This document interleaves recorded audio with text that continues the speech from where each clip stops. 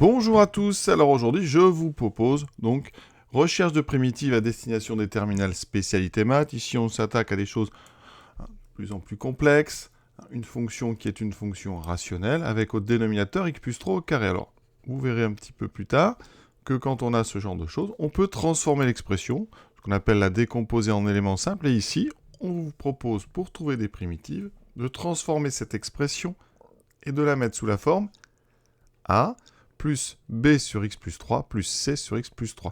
Il va falloir trouver a, b et c, trois réels, qui vont justement faire que cette expression, c'est bien celle de f. Donc, c'est assez classique, hein. Il y a un petit peu de calcul. Il va falloir transformer cette expression avec a, b et c pour la mettre sous une même forme que f, c'est-à-dire mettre au même dénominateur, et on trouvera a, b, c par identification. Comment fait-on pour mettre au même dénominateur? Il faut d'abord trouver le dénominateur le plus intéressant. Ici, on a x plus 3, on a x plus 3 au carré. Alors, x plus 3 au carré, c'est évidemment x plus 3 fois x plus 3. Donc, le meilleur dénominateur, c'est x plus 3 au carré. Ça veut dire, on va donc multiplier la constante par x plus 3 au carré, en haut donc, et en bas. Le deuxième terme, il me faut un carré. Donc, je vais multiplier x plus 3 par lui-même. Donc, je dois multiplier par x plus 3. Et vous voyez qu'on a maintenant le même dénominateur. Donc, c'est a fois x plus 3 au carré, plus b fois x plus 3, plus c. On développe, hein, parce qu'après, il va falloir comparer avec f de x. Et f de x, c'est développé, donc là, je développe. Tranquillement, ça me fait ax2 plus le double produit 3 fois 2, 6x, plus 9, plus bx plus 3b, plus c. Alors, mon expression, ça sera donc, alors tout de suite, ax2. Ensuite, les x, combien j'en ai en haut? J'en ai 6, donc 6a plus b. Et ensuite, les constantes, a fois 9, 9a, plus 3b, plus c. Et ça, c'est divisé par x plus 3 au carré. Et ça doit être égal, pour tout x, donc appartenant à moins 3 plus l'infini, ça doit être égal donc à x2 plus x sur x plus 3 au carré.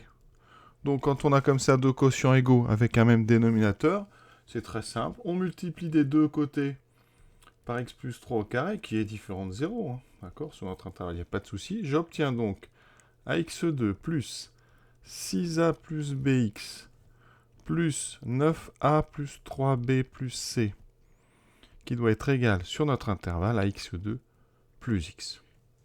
La méthode qui permet maintenant de continuer, c'est ce qu'on appelle l'identification. Il en existe d'autres, mais ici, nous, le principe, c'est qu'on sait que quand deux polynômes sont égaux, un nombre infini de fois, donc ici, sur moins 3 plus infini, eh bien, les coefficients sont égaux. Et donc, on va comparer les coefficients en x2. Alors, x2, à gauche, vous avez a, et à droite, vous avez un 1. Donc, première chose, a est égal à 1. Maintenant, on va comparer les coefficients en x. À gauche, 6a plus b. À droite, j'ai plus x, donc j'en ai un seul. Donc 6a plus b doit être égal à 1. Et maintenant, on s'attaque aux constantes. On va faire ça en blanc. À gauche, 9a plus 3b plus c. À droite, ici, j'en ai pas, donc c'est plus 0. Donc 9a plus 3b plus c est égal à 0. Vous avez ici un système qu'on appelle un système en descente.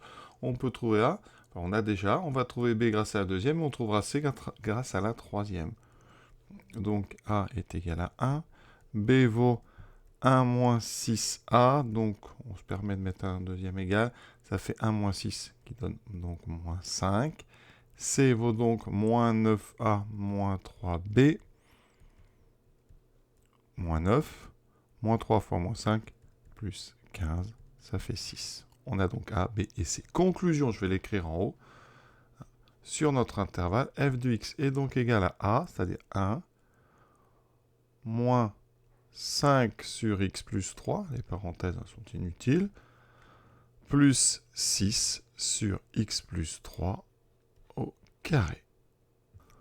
Il existe des méthodes différentes pour faire ce genre de choses. Alors, je vais vous en proposer tout d'abord regardez, x carré plus x. On va essayer de l'écrire en fonction de x plus 3 au carré déjà. Donc, ça veut dire qu'ici, si je mets du x plus 3 au carré, j'ai rajouté des choses. J'ai rajouté donc le double produit, donc je vais l'enlever, ça fait moins 6x. J'ai rajouté le carré de 3, moins 9. Et j'ai toujours ce plus x. Voilà. On fait le bilan de ce qui nous reste, donc x plus 3 au carré, moins 5x, moins 9.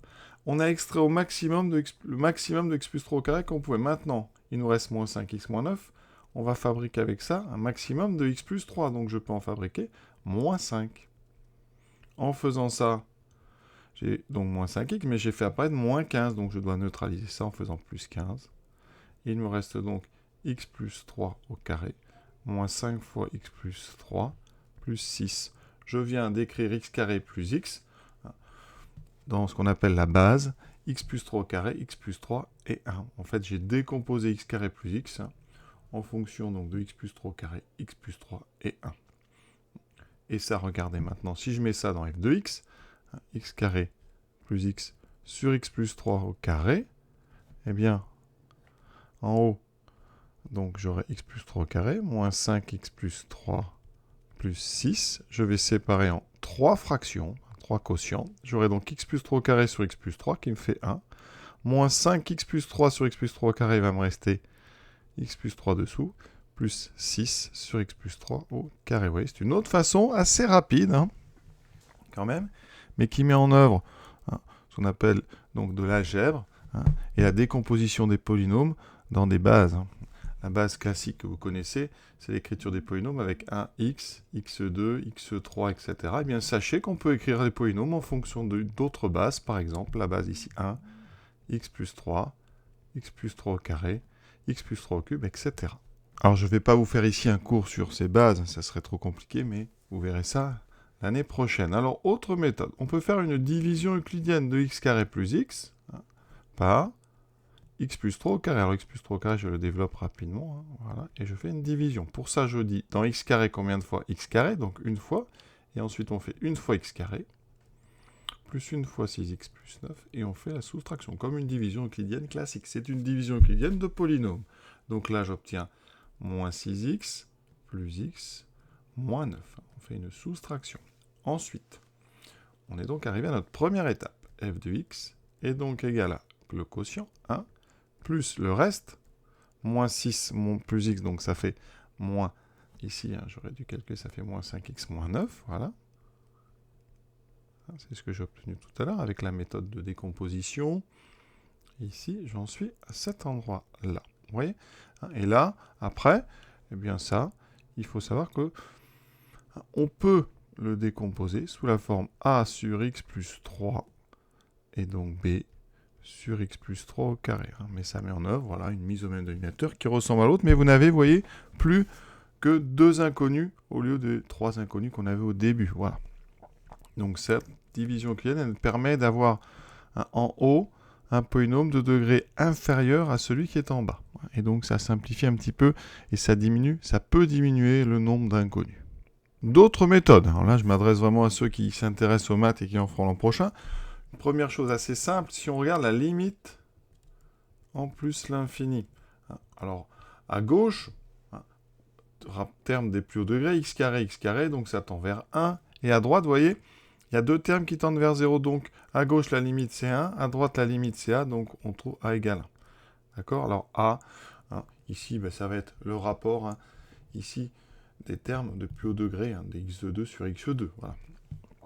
Si on veut, par exemple, trouver très rapidement c, on peut multiplier des deux côtés par x plus 3 au carré.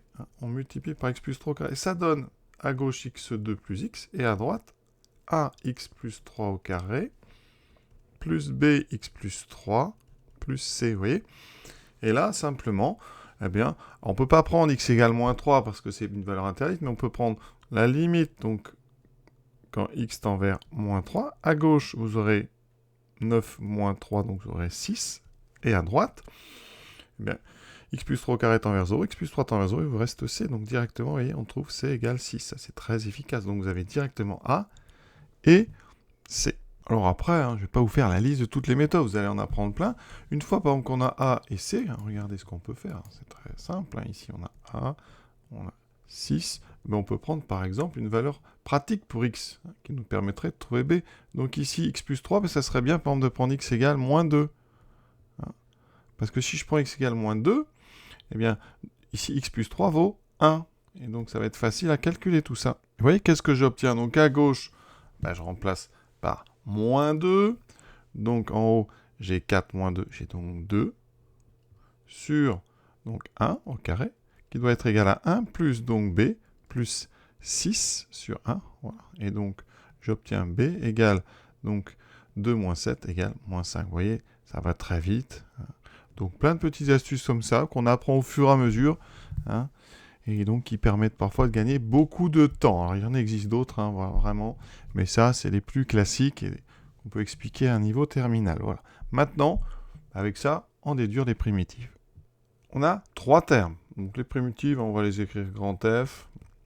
Donc on peut proposer x pour une primitive de 1. Ensuite, moins 5 sur x plus 3. Alors on est sur moins 3 plus l'infini.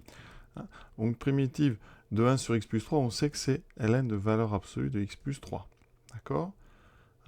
Ici, on verra, mais que x plus 3, il est strictement positif. Donc finalement, nos valeurs absolues ici, on peut directement les écrire. X plus 3, on n'a pas besoin de valeur absolue. X plus 3 est positif. Il nous reste un terme 6 sur x plus 3 au carré. Alors là, ça, il faut connaître. Quand on dérive 1 sur x plus a puissance n, d'accord, si je dérive ça, j'obtiens, alors il faut savoir, moins n sur x plus a.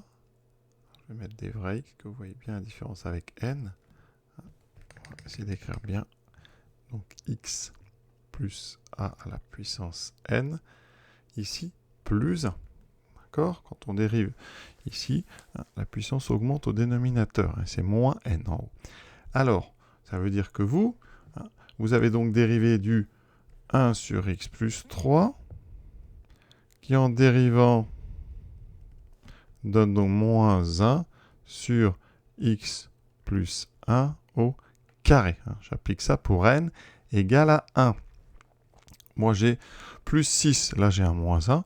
Donc, ça veut dire que, eh bien, vous aviez dérivé moins 6 sur x plus 3. Comme ça, en dérivant, le moins s'annule avec celui-ci. D'accord? Il se simplifie et vous avez le 6 qui était déjà là. Et donc, ici, voilà donc nos primitives. Vous rajoutez, bien sûr, pour les avoir toutes, une constante, parce qu'on est sur un intervalle. Et cette constante, car elle appartient à l'ensemble des réels. Donc, voilà. Comment on fait pour trouver des primitives de ce type de fonction? Alors, il y a plein de méthodes, évidemment, ça c'en est une. Je vous souhaite une bonne fin de journée à tous et à très bientôt.